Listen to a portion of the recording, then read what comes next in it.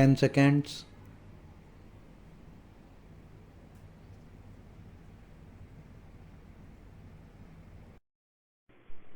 Sir, the budget has been variously described and criticized as one that increases the burden of the common man, one which gives concessions to the rich and encourages foreign investments. I agree, sir, that it is all this and much more, but it certainly is not a highwayman's budget. To my mind, sir, the budget is sincere, conscientious, and at the same time it is bold effort on the part of the finance minister who is charged with heavy responsibility of finding resources for the 10th 5-year plan. This plan, to my mind, sir, is not at all ambitious in view of our needs. It may be looked upon as a rather heavy demand, but looking to our needs, it is not very ambitious. Sir, the fact that even the considerations of the coming general elections could not deflect the finance minister from the course which seemed to him necessary and proper should earn him the appreciation of every right thinking man. The common man's interest, as I said, is nearer to our hearts than perhaps some others can claim, or at least it is equally nearer to us.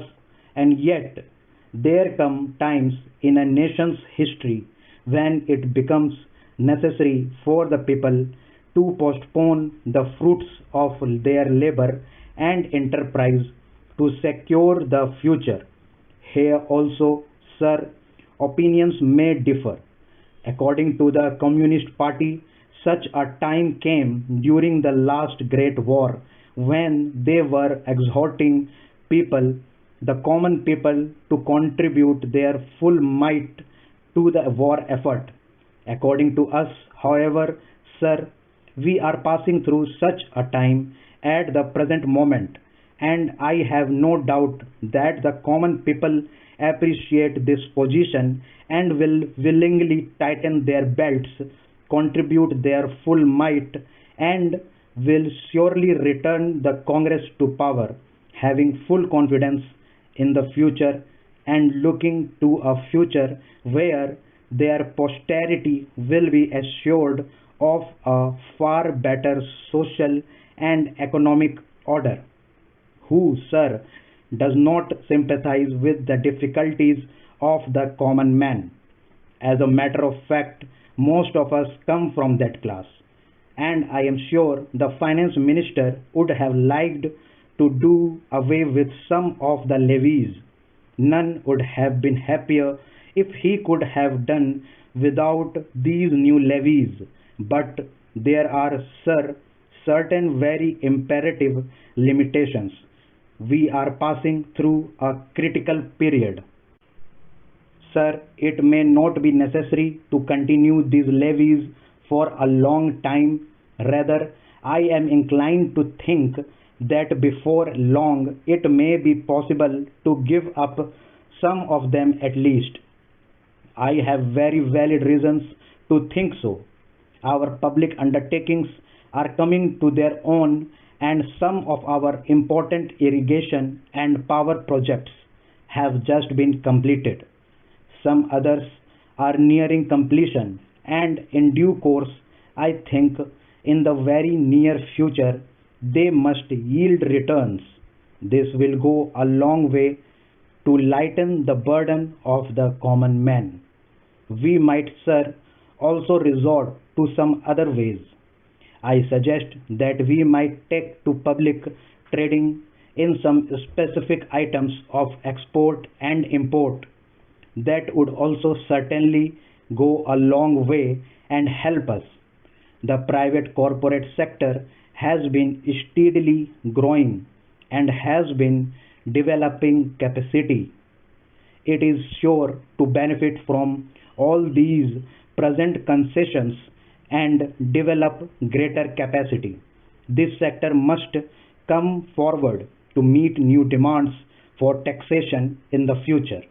I agree that So far as indirect taxation is concerned, it has reached the saturation point, but the corporate sector, growing as is in strength, in vitality, and in capacity, will not, I am sure, shirk its responsibility to contribute to the common fund. I wish, sir, the committee which had been appointed to go into where the additional national income had gone had entered upon its labors a bit earlier and had made its findings available to us. I do not want to state its findings, but I have a feeling that the committee, when it concludes its labors, will come to the conclusion that a major portion of this additional national income has gone into the pockets of a comparatively small number of men, a small number of individuals, and it is they who must in future contribute their share to the country's taxation needs, because the profits they have earned are not all due to their own efforts and enterprise only. To a very large measure, they are the result of the economic policies of the government and due to certain other circumstances to which they did not contribute anything. Therefore, there is ample justification for the two taxes, the capital gains tax and the excess profits tax. I need not go in detail into all the reasons that my honorable friend has explained earlier so lucidly, but I must say that I entirely agree with them all.